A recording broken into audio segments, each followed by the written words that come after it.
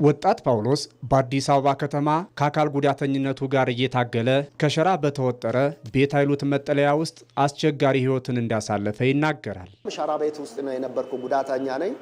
ወንዝ እንትን ዳር ላይ ቱቦ ዳር ላይ ነበርኩ። እንኳን ሸራ ቤት ውስጥ ሆነ ለጤነኛ ራሱ ከባድ ነውና ከባድ ጊዜ ነበር ያሳለፍኩ። ዛሬ ላይ ታዲያ ወጣት ጳውሎስን ጨምሮ ሌሎች 106 የሚሆኑ በከተማው እጅግ በአስቸጋሪ ሁኔታ ውስጥ ይኖሩ የነበሩ ጧሪና ደጋፊ የሌላቸው አካል ጉዳተኞች፣ አቅመ ደካሞችና ለሀገር ባለውለታዎች ከንቲባ አዳነች አቤቤ የመኖሪያ ቤት ቁልፍ አስረክበዋል።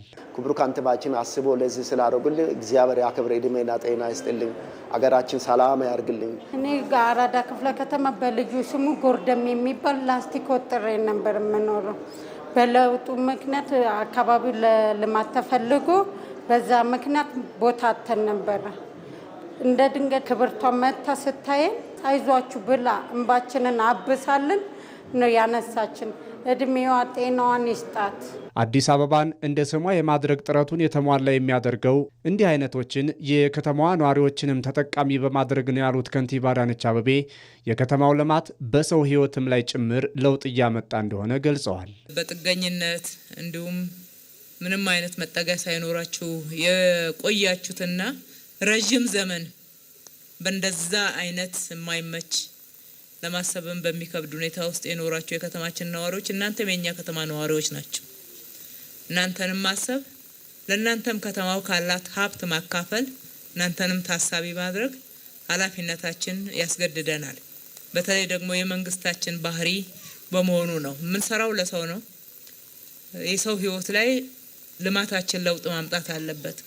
ከተማዋን ውብ አበባ እናደርጋታለን ስንል የእናንተ ሕይወት አብሮ ካልተሻሻለ ከተማችን ውብ አበባ ልትሆን አትችልም። በእናንተ ነው የምትደምቀው። የመኖሪያ ቤት አሰጣጡ ግልጸኝነት በተሞላበትና ቅድሚያ ለአካል ጉዳተኞች በመስጠት የተከናወነ መሆኑንም ከንቲባዋ ተናግረዋል። ለአካል ጉዳት ለተለያየ ማህበራዊ ችግር ጫና የደረሰባቸው የእናንተው ቤተሰብ የእናንተው ወገን ናቸውና እነሱን ለአካላቸው ምቹ የሆነ ቤት በልዩ ሁኔታ መመደብ ግዴታ ነበረ። አሰራራችን ግልጽ ነው ማለት ነው። በልዩ ሁኔታ ተመደበላቸው። ሌሎችም ወደ ቤት ስትገቡ ሁላችሁም እንድትተሳሰቡ ቤተሰብን ታሳቢ ባደረገ ነው ወጣው የሚወጣው። በአዲስ አበባ ልደታ ክፍለ ከተማ ላይ የቀበሌ መኖሪያ ቤት የተሰጣቸው እነዚህ የከተማ ነዋሪዎችም በአራዳ ክፍለ ከተማ በወንዝ ዳርቻ ቦታ በአስቸጋሪ ሕይወት ውስጥ ይኖሩ የነበሩ መሆናቸውም ተገልጿል።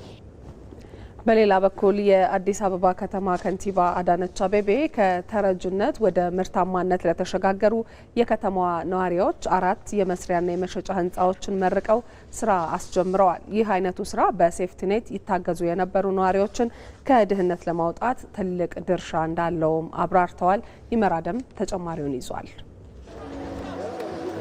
በአዲስ አበባ ከተማ አስተዳደር እየተተገበሩ ከሚገኙ ፕሮጀክቶች አንዱ ተረጅነትና ልመናን ማስቀረት እንደሆነ ይገለጻል። ይህንም ተከትሎ ከዚህ በፊት በከተማ የምግብ ዋስትና ፕሮጀክት ወይም ሴፍቲኔት መርሃ ግብር ይታገዙ የነበሩ የከተማዋ ነዋሪዎች ከተረጅነት ወደ ምርታማነት በመሸጋገር የመስሪያና የመሸጫ ህንፃዎችን እንዲረከቡ ተደርጓል። የአዲስ አበባ ከተማ ከንቲባ አዳነች አቤቤ በአዲስ ክፍለ ከተማ፣ በአቃቂ ቃሊቲ፣ በየካና በቂርቆስ ክፍለ ከተሞች በመንግስትና በዓለም ባንክ አጋርነት የተገነቡ 4 ህንፃዎችን መርቀው ስራ አስጀምረዋል።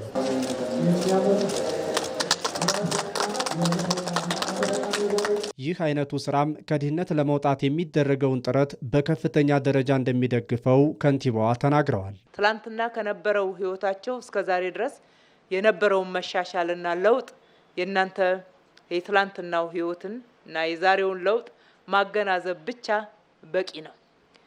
ጥረት ደግሞ እስከ ተወሰነ ድረስ ሄዶ የሚቆም አይደለም። ዛሬ ይህን የመሳሰለ የመስሪያ ቦታዎች አግኝታችኋል። ጊዜያዊ አሁን ማቋቋም የሚሆን ድጋፍም አግኝታችኋል። ዘላቂውንም ውጤት የሚያመጣው የእናንተ ጥረት ነው። ከድህነት ለመውጣት ሁሌም በቁጭትና እልህ መስራት እንደሚገባ ያሳሰቡት ከንቲባ አዳነች ወደ ምርታማነት የተሸጋገሩት ነዋሪዎች በትብብር በርትተው በመስራት ለሌሎችም አርአያ መሆን አለባቸው ብለዋል። ይሄ ጥሩ ልምድ ያገኘንበት ነው። ወደፊትም አጠናክረን እንቀጥላለን። ሁልጊዜ እንስራ። ለውጥ የጥረትና የግረት የድካም የእልህ ውጤት ነው። ለዚህ ከየትኛውም ሁኔታ በላይ ከተማችን ምስክር ናት። በአንድ ዓመት ተኩል ውስጥ ከተማችን ያመጣችው ለውጥ፣ የገጽታ ለውጥ፣ ከቆሻሻ የመጽዳት ውበት እንዲሁም ደግሞ ለብዙዎች የስራ እድል የመፍጠር በሮች የተከፈቱት በራሳችን ጥረት ነው። እልህ ገብተን ስለሰራን ነው። እናንተም ከዚህ የምትማሩት መተባበርን፣ አብሮ መስራትን፣ መደጋገፍን፣ ልምድ መውሰድን የተፈጠረላችሁ የስራ እድልን ብቻ ሳይሆን የገበያ ትስስሩንም በትክክል እንድትጠቀሙበት። በከተማው በስራ እድል ፈጠራ በመሸጫና መስሪያ ቦታ አቅርቦት ላይ በመስራት ዜጎች ኑሯቸውን በዘላቂነት መምራት እንዲችሉ እየተደረገ መሆኑን የከተማ አስተዳደሩ የስራና ክህሎት ቢሮ ኃላፊው ሚሊዮን ማቴዎስ ገልጸዋል። ድህነት ለልጆቻችን እንዳይሻገር ፍትሐዊና አሳታፊ የሆነ የኢኮኖሚና የማህበራዊ እድገትና ብልጽግና ለማምጣት ቃል ኪዳን በመግባት ወደ ተግባር መቀየር የጀመርበት ወቅት ላይ እንገኛለን። ከትውልድ የተሻገረውን ዕዳ ወደ ምንዳ የምንቀይረው ሳንታክት በመስራት ድህነት በማሸነፍ ብቻ ይሆናል። ከተረጅነት ወደ ምርታማነት በሚል መርሃ ግብሩ የመስሪያና የመሸጫ ቦታ ተጠቃሚዎች በ292 ኢንተርፕራይዞች የተደራጁ 976 አንቀሳቃሾች መሆናቸው ተጠቁሟል።